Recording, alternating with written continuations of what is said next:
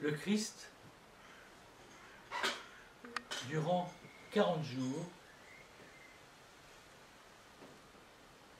conforte ses apôtres, les remplit de la joie de la résurrection. Ils ne sont plus dans le doute parce qu'ils ont pu même s'alimenter avec le Christ, voir, comme il leur dit aujourd'hui dans l'Évangile, mais je ne suis pas un esprit n'a ni chair ni os comme j'en ai. Ils mangent pédagogiquement, bien qu'il n'ait pas besoin de nourriture terrestre, une nourriture terrestre devant eux pour leur montrer qu'il est toujours dans sa chair, mais dans sa chair ressuscitée. Et la joie que vont avoir durant ces 40 jours et qui va grandir les apôtres est extraordinaire. Ils sont remplis du Christ. Et l'Eucharistie à laquelle ils ont communié pendant la Sainte Seine se remplit en quelque sorte, non pas qu'elle n'était pas parfaite cette Eucharistie, mais ils élargissent en eux la conscience du Christ eucharistique ressuscité. Ils élargissent en eux la présence du Christ intérieur.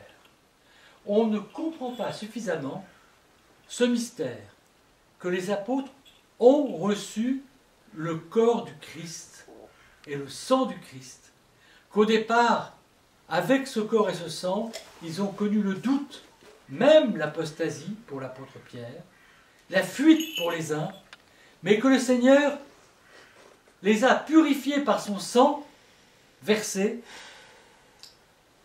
et maintenant sa présence eucharistique en eux l'a fait grandir dans une foi totalement renouvelée qu'ils ne connaissaient pas avant sa résurrection. C'est le mystère du Christ intérieur. Le Christ intérieur, c'est de vivre, même dans les moments de doute, de se dire « Seigneur, tu es ressuscité, sors-moi du doute de ce monde, de ce rejet, de cette tentation d'apostasie que j'ai constamment, car quand on me questionne dans ce monde, parfois je dis c'est un étranger, je ne le connais pas, parce que je n'agis pas en chrétien, parce que aujourd'hui, dans ce siècle, il est parfois mal vu d'être chrétien. On meurt pour toi dans des pays où le Christ n'est plus admis. Et quand je vois les martyrs qui offrent leur vie au Pakistan, en Égypte, ailleurs, et te confessent, et que moi, dans ce monde où, dans une société qui devient athée, violente dans son athéisme et dans son rejet du Christ, je rougis de dire que j'appartiens à toi. Je rougis de faire une prière avant un repas. Je rougis de me déclarer chrétien. Alors, oui, fortifie-moi par la certitude de ta résurrection, parce que tu me donnes la grâce de t'avoir reçu dans ton saint corps et dans ton saint sang, de vivre avec toi, mon doux Jésus, comme Christ eucharistique. Nous ne nous éloignons pas dans cette prise de conscience de ce que les apôtres vont vivre. Et l'Écriture sainte nous dit qu'après l'ascension du Christ, ils partirent joyeux. Moi, j'aurais cru que dans cette disparition du Christ sous leurs yeux, ils seraient tristes. Non. Parce que le Christ, pendant ces 40 jours, où il est resté sur terre avec les apôtres, les a fortifiés en eux-mêmes, ce que je disais précédemment, la présence de son corps eucharistique et de son corps et sang eucharistique, sa présence comme Christ eucharistique. Le Christ a grandi en eux.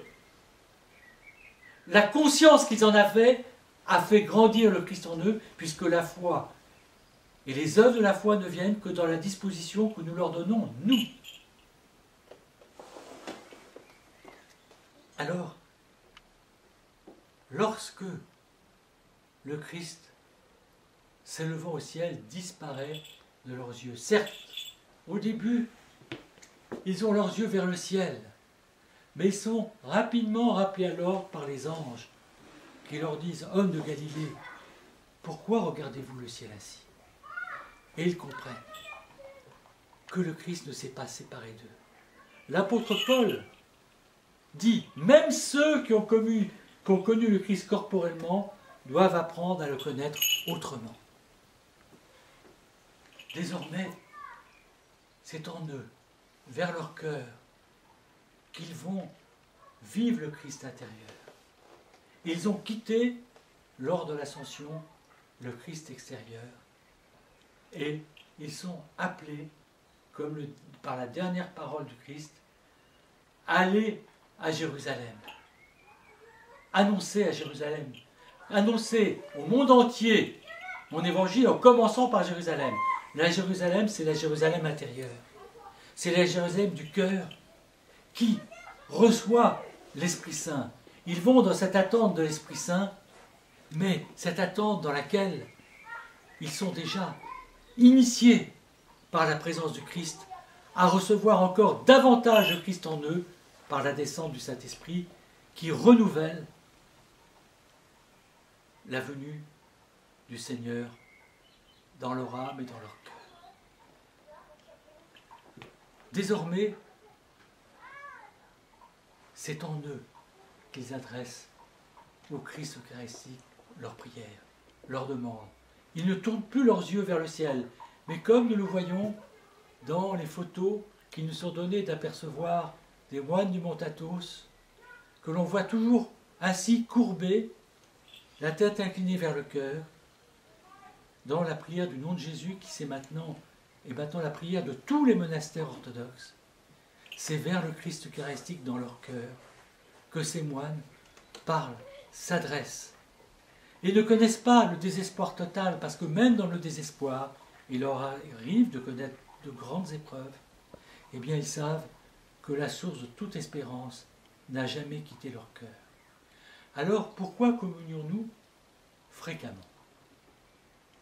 Parce que l'apôtre Paul a dit « n'éteignez pas l'esprit » et que parfois nous oublions, et Dieu est miséricordieux, et ce que parfois nous nous égarons. Tout péché nous éloigne du Christ intérieur et fait diminuer sa grâce. Et à cause de cela, il est nécessaire, par la confession qui précède l'Eucharistie, ces deux sacrements sont consubstantiels, intimement liés. Nous préparons par le repentir à le recevoir à nouveau en nous, parce que nous sommes souvent éloignés de lui par les épines des soucis de ce monde, des doutes, des angoisses, des peurs, de tout péché, de tout ce qui nous sépare du Christ, la haine, la jalousie, le non-pardon, l'envie, toutes choses pour lesquelles nous devons réparer, nous repentir, et alors nous ressourcer à la source inépuisable de son corps et de son sang. Glorifions le Père, le Fils et l'Esprit Saint, seul Dieu dans tous les siècles des siècles. Amen.